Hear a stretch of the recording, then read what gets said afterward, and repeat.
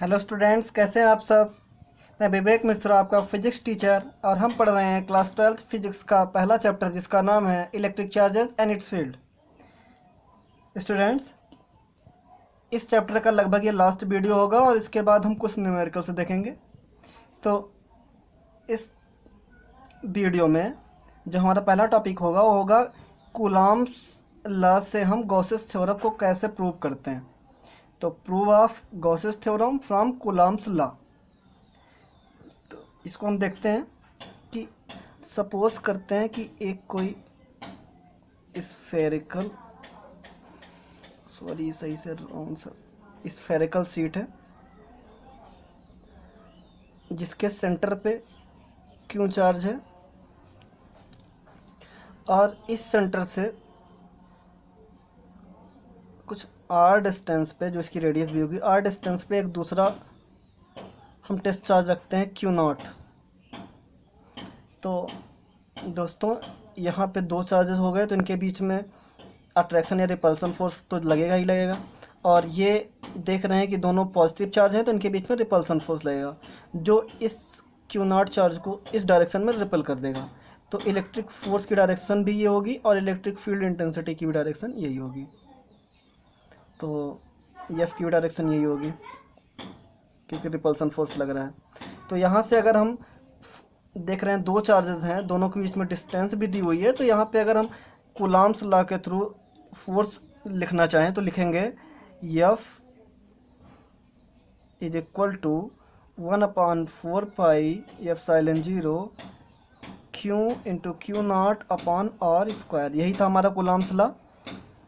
तो 1/4 pi epsilon 0 Q1 या Q into Q naught upon R square, ये हमारा पहला चार्ज Q और दूसरा charge Q not.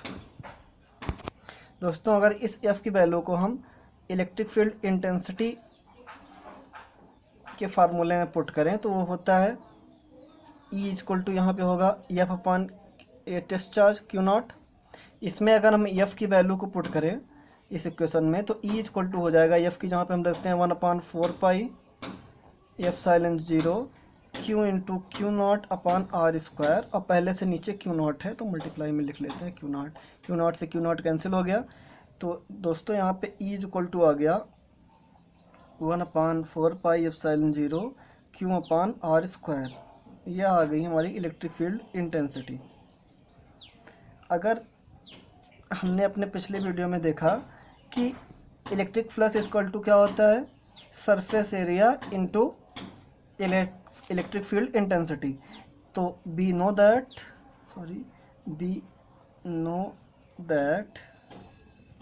Phi means electric flux is equal to E dot S. यहाँ पे अगर हम ई की वैल्यू ये रख दें और सरफेस एरिया हमारा कैसा है अभी हम उसको अगले स्टेप में देखेंगे। पहले हम फाई इक्वल टू लिखेंगे 1/4 pi epsilon 0 into Q upon R square multiply by S.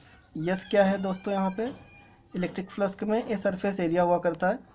तो ये हमारा कैसा वो है, सरफेस है तो स्फेरिकल है। तो स्फेयर का सरफेस एरिया कितना होता है 4 पाई आर स्क्वायर। इसको हम सरफेस एरिया को अगर इस इक्वेशन में रखें Q/4 इंटू 4 पाई आर, यहाँ पे रेडियस कितनी है इसकी, तो स्मॉल आर ही है तो कोई दिक्कत नहीं है, स्मॉल आर रखते हैं आर स्क्वायर। तो यहाँ पे 4 पाई से 4 पाई कैंसिल हो जाएगा, आर स्क्वायर से आर स्क्वायर कैंसिल हो जाएगा। हमारे पास वैल्यू क्या मिलेगी, इधर बचेगा phi is equal to Q upon यहाँ पे क्या बचा एप्सिलॉन 0। तो ये प्रूव हो गया, ये गॉस थ्योरम यही था हमारा, phi is equal to Q upon epsilon 0। दोस्तों, हमारा अगला टॉपिक है एप्लीकेशंस ऑफ गॉसेस थ्योरम। मतलब गॉसेस थ्योरम का यूज़ कहाँ कहाँ पे किया जाता है। एप्लीकेशन मतलब यूजेस। तो इसका पहला यूज़ है कि to find electric field intensity due to a thin infinite long wire to find electric field intensity due to a thin infinite long wire. तो हमने कंटिन्यूस चार्ज डिस्ट्रीब्यूशन में देखा था कि वहाँ पे एक लेंथिकल रॉड होती थी, वहाँ पे किस तरीके से हम चार्ज इलेक्ट्रिक फील्ड इंटेंसिटी को कैलकुलेट करते थे, फाइंड करते थे। तो गॉसेस थ्योरम का पहला यूज यहाँ पे होता है। अब नॉर्मल हम इलेक्ट्रिक फील्ड इंटेंसिटी तो दो चार्जेस के बीच में देख चुके हैं, लेकिन अगर दो से ज़्यादा चार्जेस हो, मोर देन टू चार्जेस हो जाएंगे, तो वहाँ पे इलेक्ट्रिक फील्ड इंटेंसिटी निकालने के लिए हमको गॉसेस थ्योरम का यूज करना पड़ेगा। दूसरा हमारे पास इसका यूज़ है to find electric field intensity due to find electric field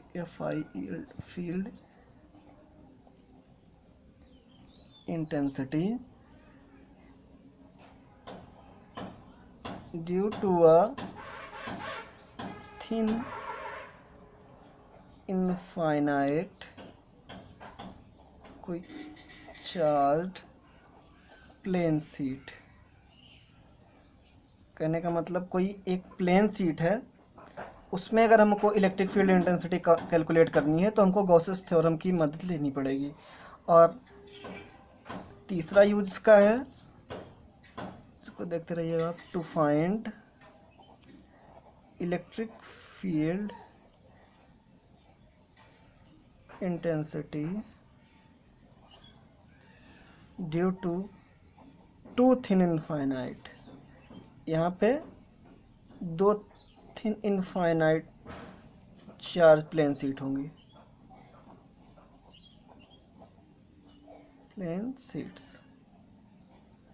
तो गॉसेस थ्योरम का यूज़ यहाँ पे इन तीनों चीज़ों में किया जाता है कि अगर नॉर्मल किसी एक लेंथिकल रॉड पे हमको इलेक्ट्रिक फील्ड इंटेंसिटी कैलकुलेट करनी है जहाँ पे मोर देन टू चार्जेस हैं, तो वहाँ पे हमको गॉसेस थ्योरम का यूज़ करना पड़ेगा। सॉरी, यहाँ पे पूरी तरीके से देख लें, तो यहाँ पे हमको गॉसेस थ्योरम का यूज़ करना पड़ेगा।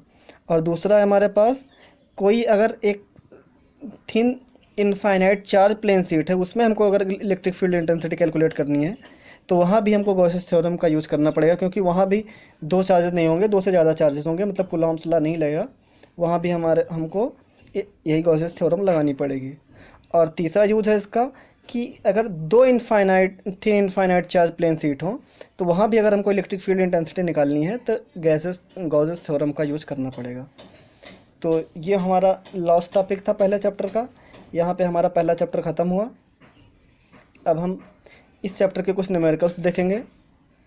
दोस्तों, अगर आपको यह वीडियो पसंद आया हो तो लाइक और सब्सक्राइब ज़रूर करें। अगर कोई कन्फ्यूज़न हो वीडियो में तो कमेंट बॉक्स में जाके कमेंट करें। तो मिलते हैं अपने अगले वीडियो में एक नए चैप्टर और नए टॉपिक के साथ। तब तक के लिए गुड बाय, थैंक यू।